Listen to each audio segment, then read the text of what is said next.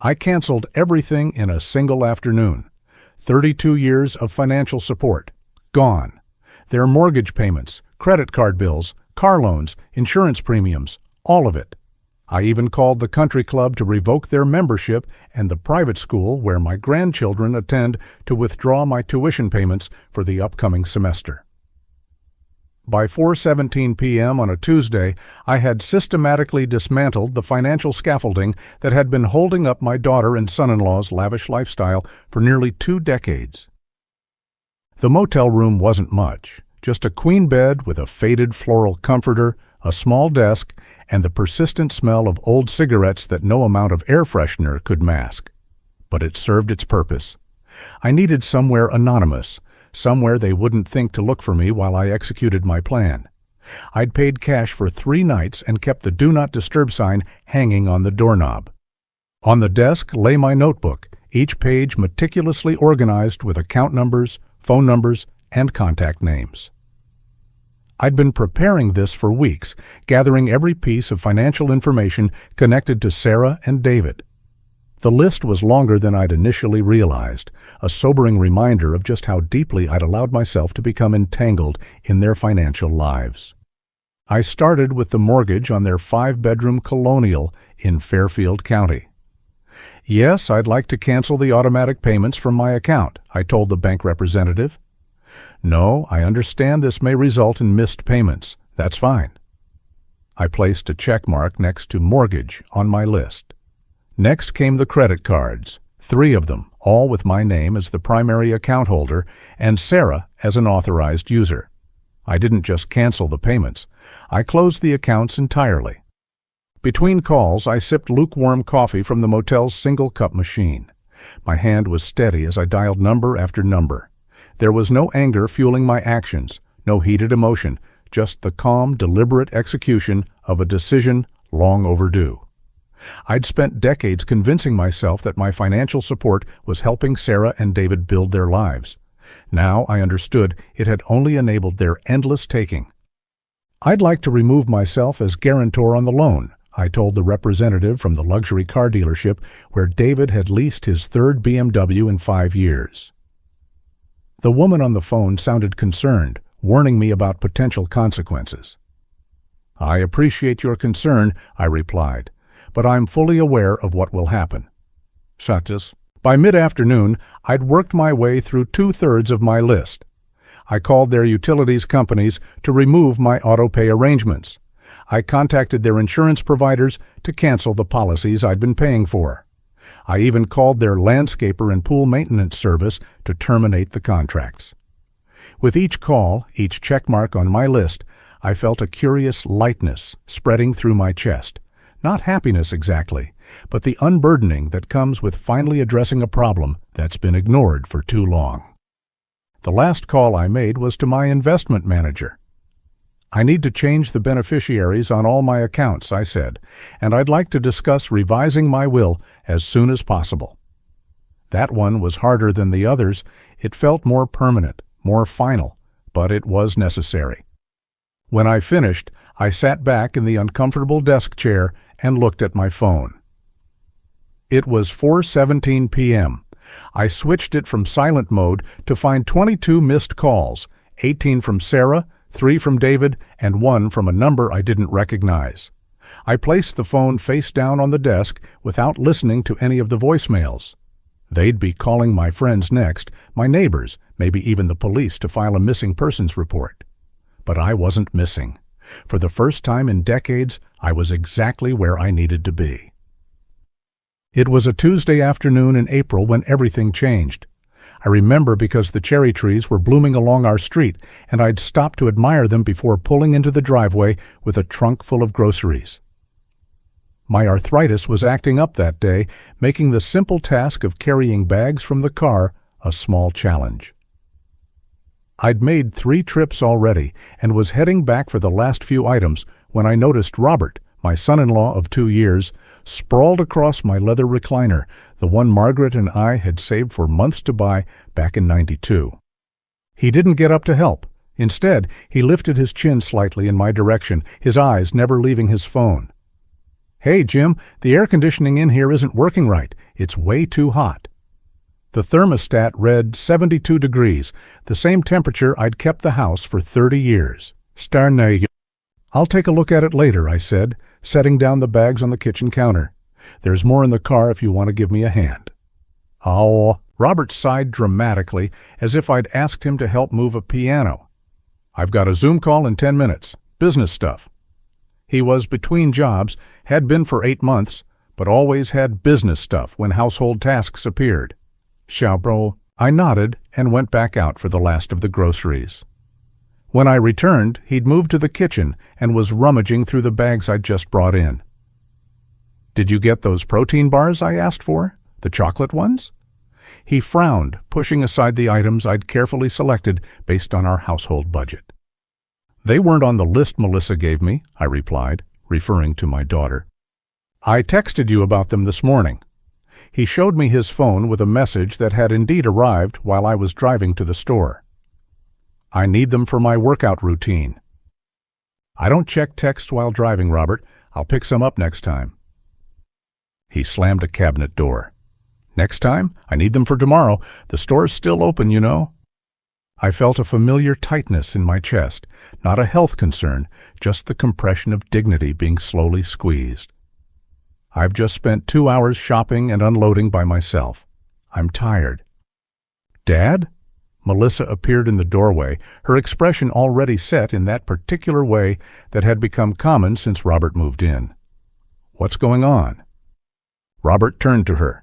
"Your dad forgot my protein bars. Again." "I didn't forget. I never saw the message," I explained, showing her my phone. I was already at the store. Melissa crossed her arms.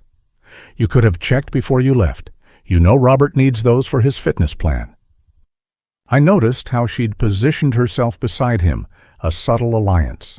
The two of them facing me across the kitchen island, where Margaret and I had once rolled out Christmas cookies with Melissa standing on a step stool. "I'm not going back out today," I said quietly. "I'm sorry, but I'm tired." Robert scoffed. "See what I deal with?" he said to Melissa, as if I weren't standing right there. No consideration. What happened next still echoes in my mind. Melissa stepped forward, her voice lowered but sharp. "Dad, this isn't working. Robert feels disrespected in this house, and frankly, so do I. If you can't accommodate our reasonable requests, then maybe you should consider other living arrangements." "Other arrangements?" I repeated, not quite believing what I was hearing. "Melissa, this is my house. I've owned it for 30 years. And you invited us to live here," she countered, "but you're making it impossible. Robert needs support for his career transition. The least you could do is make a simple store run when asked." I looked at the granite countertop I'd installed myself 5 years ago, at the refrigerator covered with magnets from places Margaret and I had visited, at the window over the sink where I'd watched countless sunsets. "I see," was all I said. That night, after they'd gone to bed, in the master bedroom I'd given up for them, I sat at my small desk in what used to be Melissa's childhood room. I opened my laptop and began searching for apartments. Not in anger, not in haste, but with the quiet certainty that comes when you finally see the truth that's been there all along. My Margaret always said, "Family is what you invest in when nothing else seems worth it." She'd been gone 8 years now, but I still heard her voice whenever I wrote a check for Elaine. Margaret would have expected better from our daughter, especially after everything we'd done, but she also would have told me to keep my mouth shut about it, just like I always had. We weren't wealthy people. I spent 32 years at the power company, working my way up from lineman to regional supervisor. Margaret taught 3rd grade until her health started failing. We lived modestly in the same 3-bedroom ranch we bought in 1978, drove our cars until they wouldn't run anymore, and put every spare dollar into savings, not for cruises or vacation homes, but for Elaine's future. When Elaine got accepted to Northeastern, we were bursting with pride. First in our family to attend a private university. The financial aid package covered about half, leaving us with $27,000 a year for 4 years. That's $108,000 total. I remember Margaret sitting at our kitchen table with the calculator, working out how we could manage it without loans. "She'll graduate debt-free," Margaret insisted. "That's our gift to her." We liquidated our vacation fund and most of our stocks, and I picked up weekend maintenance work at the local mall. Then came the wedding in 2006. Margaret was already sick by then, but determined to give Elaine the celebration she'd always dreamed of. "I might not be here for grandchildren," she told me privately. "Let me have this." The venue alone was $15,000. The dress was another $3,800. By the time we paid for the catering, flowers, photographer, and honeymoon contribution, we'd spent just over $42,000. I remember the look on Margaret's face during the father-daughter dance. Pure joy, worth every penny. 3 years later, when Elaine and David found their first house, the market was still recovering from the crash. They needed 20% down to avoid mortgage insurance, which came to $31,500. Margaret was in and out of hospitals by then, but she squeezed my hand when I told her I'd written the check. "It's what parents do," she whispered. We'd planned to use that money for Margaret's treatments, but insurance eventually covered most of it, and she insisted Elaine's home was more important than throwing good money after bad on her health. Even after Margaret passed, the support continued. When their furnace died during that brutal winter of 2018, that was $4,200. When David was between jobs, I covered 3 mortgage payments totaling $5,700. Last year's family vacation to Disney, I contributed $3,800 so the grandkids could have the full experience. The numbers added up. I kept meticulous records, not because I ever planned to ask for repayment, but because tracking expenses was second nature after decades at the power company. All told, we'd given Elaine and her family just over $195,000 over the years, nearly $200,000 of quiet generosity. Never mentioned at holidays, never held over their heads. Just silent transfers from our account to theirs, our retirement savings gradually shrinking while their lifestyle steadily improved. Margaret would have done it all again in a heartbeat. "That's our baby girl," she'd say whenever I questioned a particularly large expense. But Margaret also believed in reciprocity. Not repayment, she'd have been horrified at the thought, but acknowledgement, gratitude, respect, the things that cost nothing but mean everything. I never expected to be repaid, but I never expected to be treated like an inconvenience either. As I sat in my too-quiet house reviewing these figures, I wondered when exactly the balance had shifted, when my presence in their lives had become something they tolerated rather than welcomed. I've always believed in the old saying that truth finds its way to the surface, like oil in water. In my case, the truth came to light during a routine lunch with my old friend Marcus at the Lakeside Grill. Marcus had been my banker for over 30 years, and we made it a point to catch up every few months. I was halfway through my club sandwich when he mentioned something that made me put my fork down. "By the way, Helen, I was meaning to ask you about that second mortgage application. Our fraud department flagged it since the signatures seemed inconsistent. I figured I'd check with you directly before we proceeded with any investigation." I nearly choked on my iced tea. What second mortgage application? Marcus's expression shifted from casual to concerned. He explained that someone had submitted paperwork to take out a $175,000 second mortgage on my home, the home that had been paid off for nearly a decade. The application had my signature on it, or rather, what appeared to be my signature. Marcus pulled out his phone and showed me a scan of the document. The signature looked close to mine, but the loops were all wrong, and I certainly hadn't authorized anyone to mortgage my property. "Who submitted this?" I asked, though in my heart I already knew. "Your son-in-law Richard brought it in personally," Marcus replied. "Said you were planning some major renovations for the mother-in-law suite they're building for you." The mother-in-law suite, the same one they'd been pressuring me to contribute to financially, despite my reluctance. The same one they insisted would be so much better than my current living arrangement. It all started making a terrible kind of sense. I asked Marcus to flag the application as fraudulent and left lunch with a knot in my stomach. On the drive home, I called my attorney, who recommended I speak with a private investigator he knew.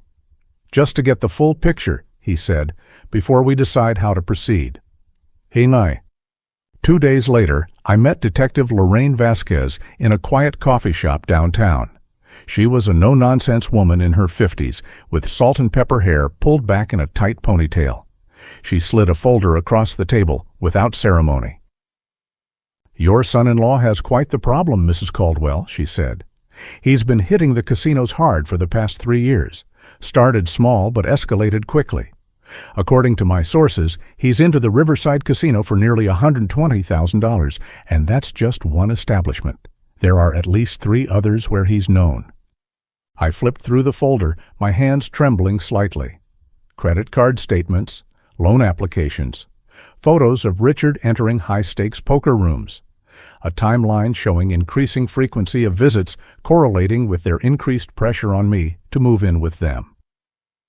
"The timing of their sudden interest in having you move in aligns perfectly with his biggest losses," Detective Vasquez pointed out. "And the amount on that fraudulent mortgage application almost exactly matches his outstanding debts."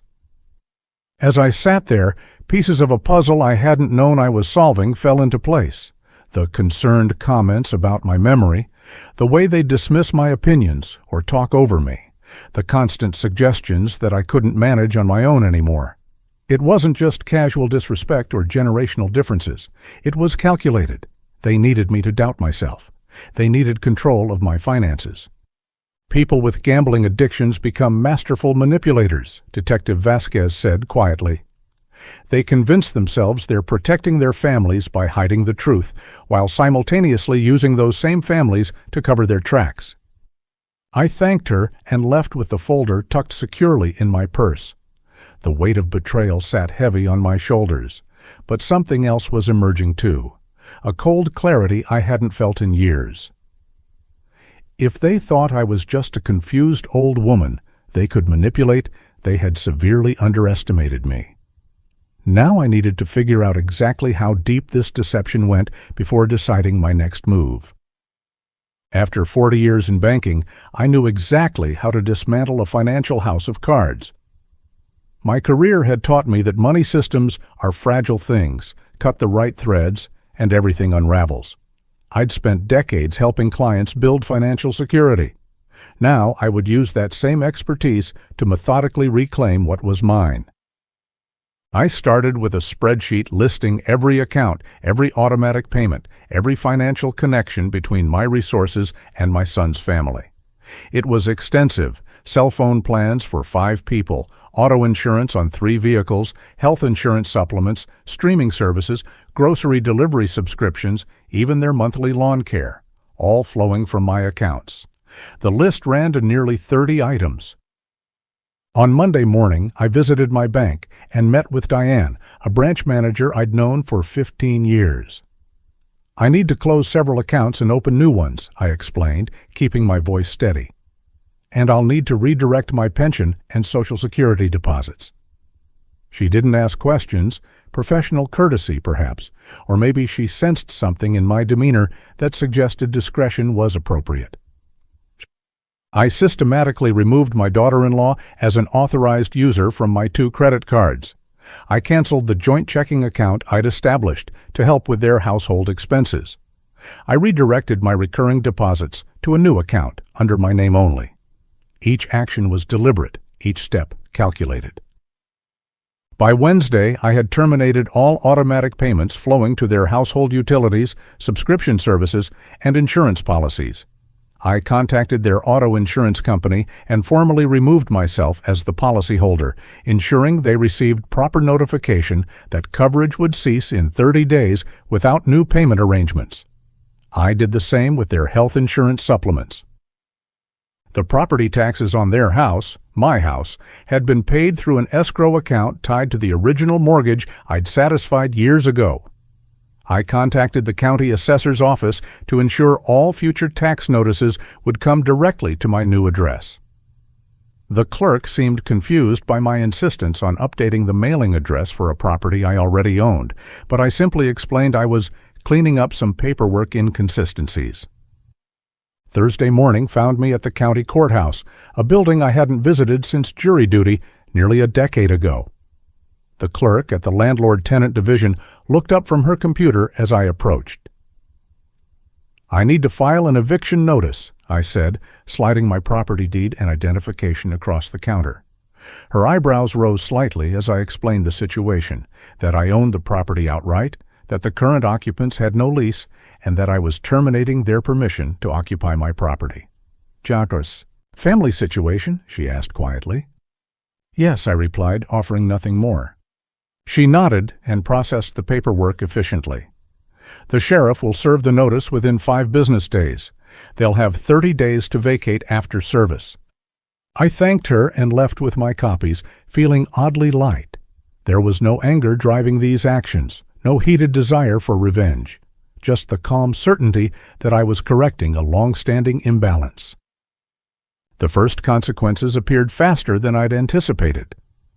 Friday evening, my phone lit up with my son's name. I let it go to voicemail. Then came text messages, first confused, then increasingly urgent. "Dad, there's something wrong with the cards. The Netflix and Hulu are saying payment failed. Did you change the account passwords?" I didn't respond immediately. Instead, I sat on my porch with a cup of tea, watching the sunset paint the sky in shades of orange and purple. The neighborhood was quiet except for the distant sound of children playing. My phone continued to buzz with notifications, but for the first time in years, I felt no obligation to answer. The financial umbilical cord was cut. Now I would wait for them to feel the full weight of adult responsibility settling onto their shoulders. Shock. The morning after I moved into the motel, I was loading some groceries into my mini-fridge when I heard aggressive pounding on my door. Through the peephole, I saw Tyler's red face, his jaw clenched tight. I'd been expecting this, but not quite so soon. I opened the door just enough to speak through the gap, keeping the security chain latched. "You need to come home right now," he demanded, not even bothering with a greeting. "This little tantrum is hurting Melissa. She's been crying all night." I kept my voice steady. "I'm not coming back, Tyler. I've made my decision." His demeanor shifted instantly, his voice dropping to a threatening whisper. "You have no idea what you're doing. We know people in this town, important people. By the time I'm done, nobody will rent to you, nobody will talk to you." Job. I simply closed the door. My hands were shaking, but I felt strangely calm inside. The next day, the motel manager knocked on my door, looking uncomfortable. "Mrs. Wilson, is everything okay? Your son-in-law came by the office saying you're having mental health issues and shouldn't be staying alone." I thanked him for checking and assured him I was fine. "He's upset because I've stopped financially supporting him and my daughter," I explained. The manager nodded knowingly. He'd seen family dramas play out in his motel rooms before. The calls started that afternoon. My phone would ring every hour or so, sometimes Tyler, sometimes Melissa. I let most go to voicemail, but answered one from Melissa, hoping for a reasonable conversation. "Mom, I need to tell you something," she said, her voice trembling. "I'm pregnant. The doctor says I'm under too much stress. If something happens to this baby, it's going to be because of what you're doing." My heart stopped for a moment. A grandchild? But something felt off. "That's wonderful news, honey. When did you find out? How far along are you?" She hesitated. I don't know exactly. A few weeks, maybe?" I'd been through enough manipulation to recognize it. "I'd love to come with you to your next doctor's appointment," I offered. "When is it?" The line went quiet before she hung up. She never mentioned the pregnancy again. Meanwhile, Tyler escalated his campaign. I started getting calls from mutual friends and church members asking if I was okay, saying they'd heard I was having episodes. One afternoon, I walked into the diner where I'd been having breakfast each morning to find Tyler sitting with the owner, speaking intensely. When they saw me, Tyler quickly left through the back.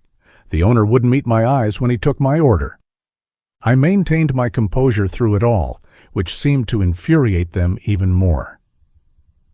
I'd expected the emotional manipulation, but what I hadn't anticipated was how quickly their financial house of cards would collapse without my support. About 2 weeks after I left, I was returning to my room when I noticed a man in a suit knocking at their house across town. I recognized him immediately. He worked for the local credit union. The next day, there was a different car parked outside. This one I knew belonged to their mortgage lender. Tyler's tactics grew more desperate. He cornered me in the parking lot of the grocery store, no longer threatening, but pleading. "The bank called about the car loan," he admitted, his voice hoarse. "And the credit card company froze the accounts. They're saying we owe over $40,000. I simply nodded. "Yes, that sounds about right." "You have to help us," he insisted, "just until we get back on our feet." I looked at him directly. "No, Tyler, I don't have to help you anymore." As I walked away, he called after me, "You'll regret this. We're family." That word, family, had kept me trapped for years, but now it had lost its power over me. I knew I needed to protect myself legally before their desperation pushed them to do something truly destructive. The next morning, I made an appointment with a lawyer to discuss my options and how to safeguard what little I had left. I never imagined our small church would become the setting for such a public reckoning. Pastor Mike had suggested it after hearing my story, calling it restorative justice.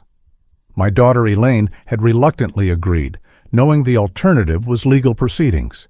The church basement was packed that Wednesday evening, not just our regular congregation, but neighbors and friends who had heard something important was happening.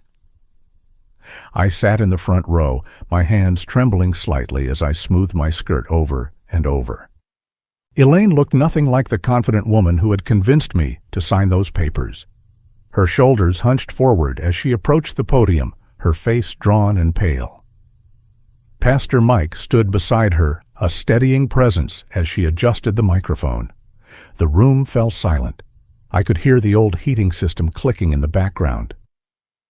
"I've come here tonight," she began, her voice cracking, "to confess to something terrible I've done to my mother." She paused, looking down at her notes. "My husband, Craig, and we took advantage of Mom's trust after Dad died.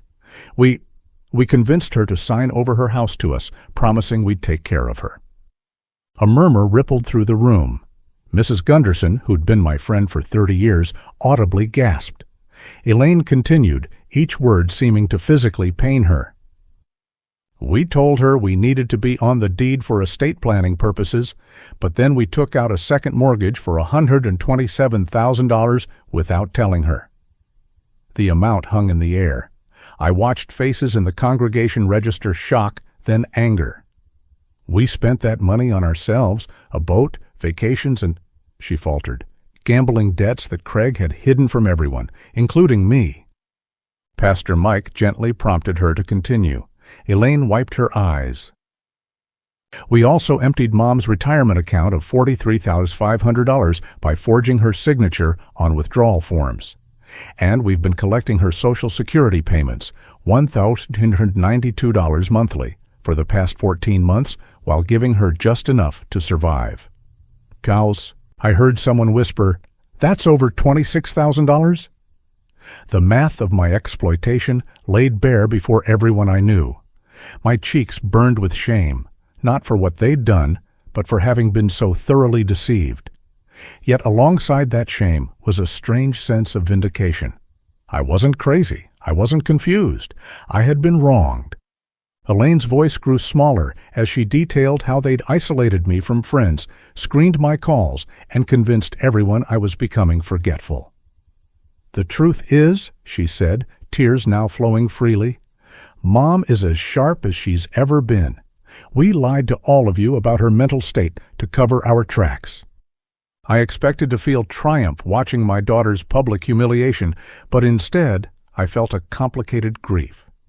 This was still my child, the little girl I'd taught to ride a bike and braid her hair. Yet she'd betrayed me in the most fundamental way. I dabbed at my eyes with a tissue someone had pressed into my hand. When Elaine finished, Pastor Mike asked if anyone wanted to speak. To my surprise, George Whitman, who'd barely said 2 words to me in 20 years of church attendance, stood up. "Margaret," he said, addressing me directly, "my late wife and I renovated houses for years. I'm retired now, but I'd be honored to help you get your home back in order. No charge." Others quickly followed, offers of meals, transportation, legal contacts, even a spare bedroom until my house situation was resolved. Ruth Jameson, who runs the community bank, approached me after the service. "We can help you sort through the financial mess," she whispered, squeezing my hand. "And we'll flag any accounts with your name if anyone tries to access them." As people gathered around me with hugs and reassurances, I noticed Elaine standing alone. "Where's Craig?" someone finally asked her. Her response was barely audible.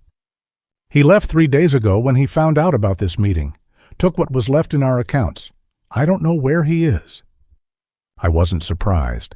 Men like Craig always run when consequences appear. What I didn't expect was how this community would rally around me, or the difficult conversation with my daughter that would come next. The detective called me on a Tuesday morning. "Mr. Harrison, I think you should sit down for this," he said. "What we've uncovered goes beyond what any of us expected." Detective Reeves had been investigating the strange behavior of my son-in-law for weeks, but even I wasn't prepared for what he'd discovered. It turns out that Greg wasn't just living in my house and refusing to leave, he was actively trying to steal it through something called adverse possession. Detective Reeves explained it to me over coffee at my sister's kitchen table. Adverse possession is a legal doctrine that allows someone to gain ownership of property if they openly occupy it without permission for a certain period of time, usually several years, depending on the state.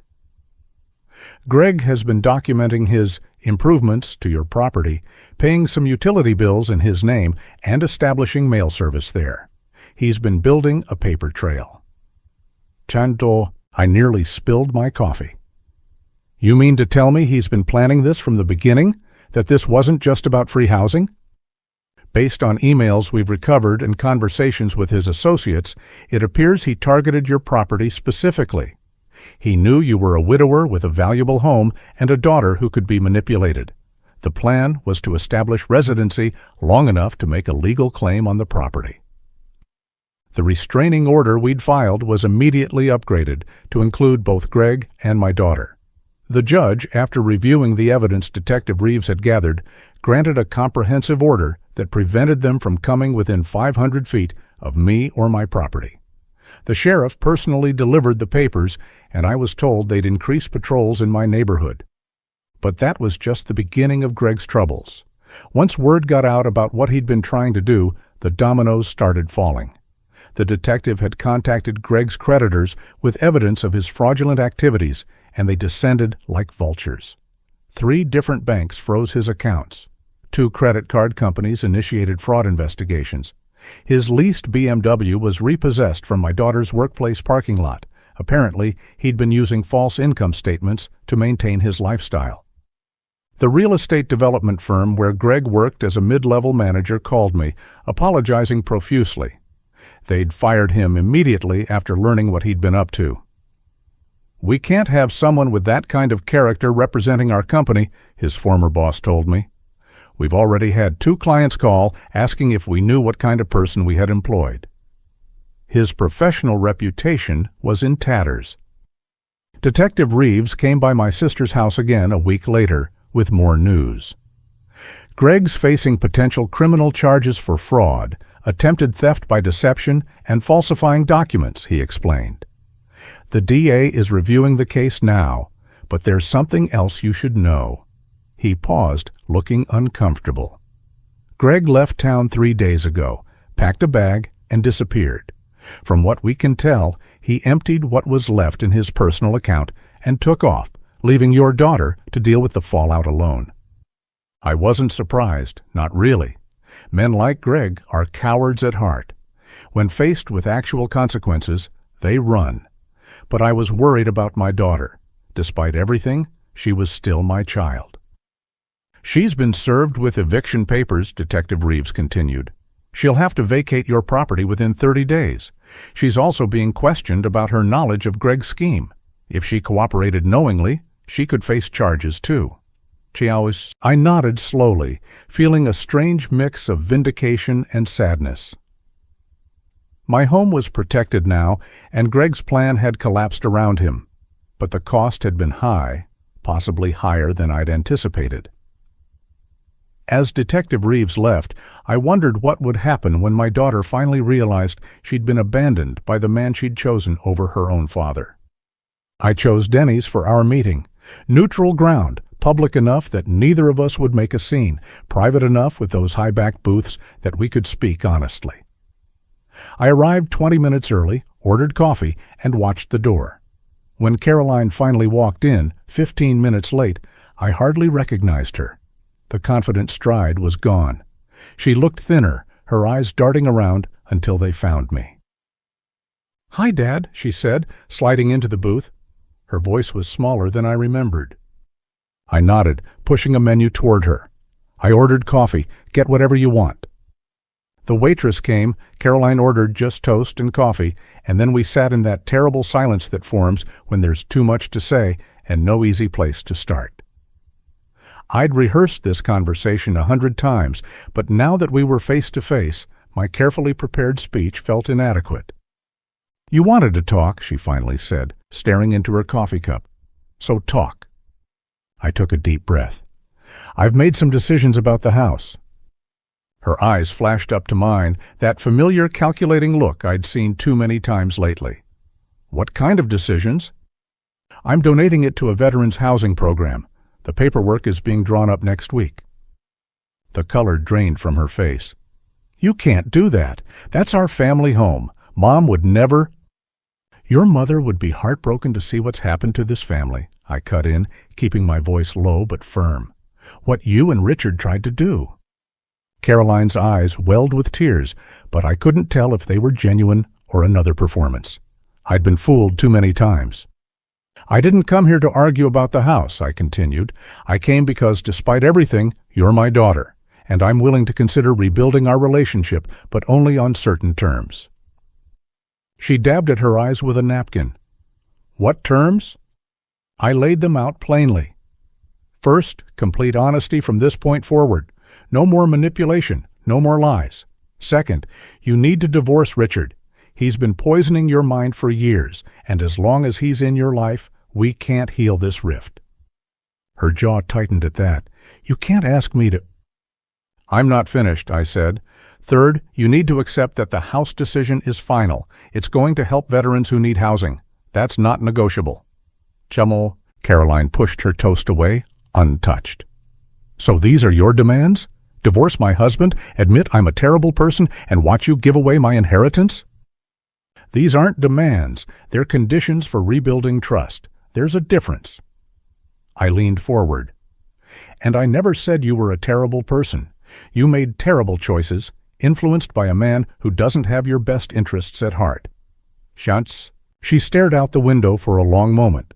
When she looked back, something had shifted in her expression.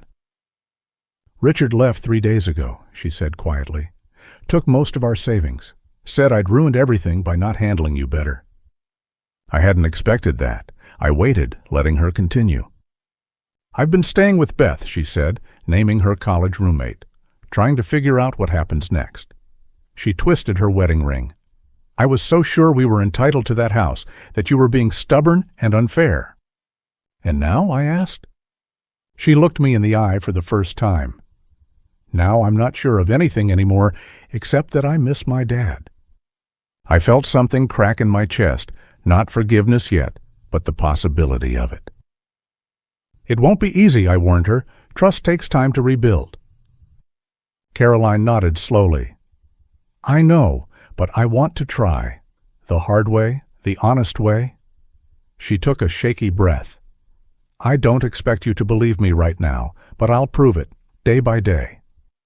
As we paid the bill and walked to the parking lot, I realized this was just the beginning of a long, difficult journey. But for the first time in months, I felt a glimmer of hope that my daughter might find her way back, not to the house, but to the values that had once defined our family. The morning mist rises off the lake as I sit on my small deck, coffee warming my hands. This cabin isn't grand, just 2 bedrooms, a modest kitchen, and this deck that's become my favorite spot in the world. It's been 8 months since I sold my house to the Veterans Program, and I don't regret a single day of it. Yesterday, I drove by the old place.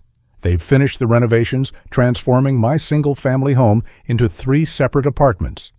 The program director, Marcus, invited me to watch as the families received their keys.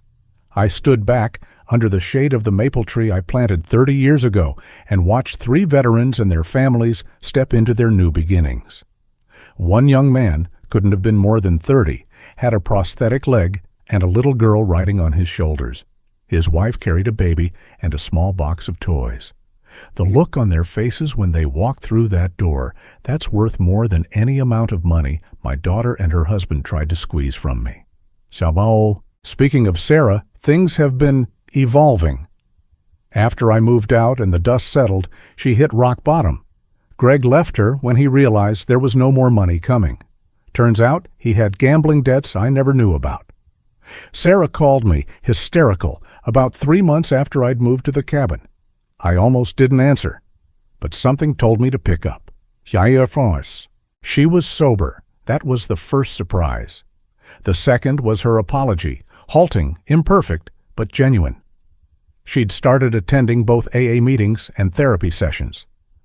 "Dad," she said, "I don't expect you to believe me or forgive me. I just wanted you to know I'm trying." I didn't offer money. I didn't offer to let her move in. Those boundaries I learned to set with Meredith's help have become the guardrails of my new life. Instead, I told her I was proud of her for getting help, and that recovery was her journey to walk. Over the months, she's maintained her sobriety, found a job as an administrative assistant at a local clinic. It doesn't pay much, but she shares an apartment with another woman in recovery. She's learning to live within her means. Last month, she sent me a card for my birthday with a gift certificate for the hardware store near my cabin. It wasn't expensive, just $20, but I knew what it represented. The first gift she'd given me that she'd actually earned herself. I've learned that accountability isn't cruel, it's necessary. For years, I enabled Sarah's behavior because I thought that's what love looked like. I confused rescuing with supporting. Now I understand that true support means allowing people to face the consequences of their choices while still being willing to cheer their genuine efforts to change. Yesterday, after watching those veterans move in, I got another call from Sarah. She asked if I might be willing to meet for coffee next week. Just coffee, at a cafe halfway between her place and mine. "I'd like to show you something," she said. Not asking for anything, just wanting to share something with me. I said yes. I'm cautious, of course. 67 years on this earth has taught me that people don't change overnight. But they do change. I've changed. The man who would have emptied his bank account to avoid confrontation now lives simply, peacefully, on his own terms. As I watch the sun climb higher over the lake, I think about what I'll say to Sarah when I see her. I won't lecture. I won't reminisce about the bad times. I'll just listen.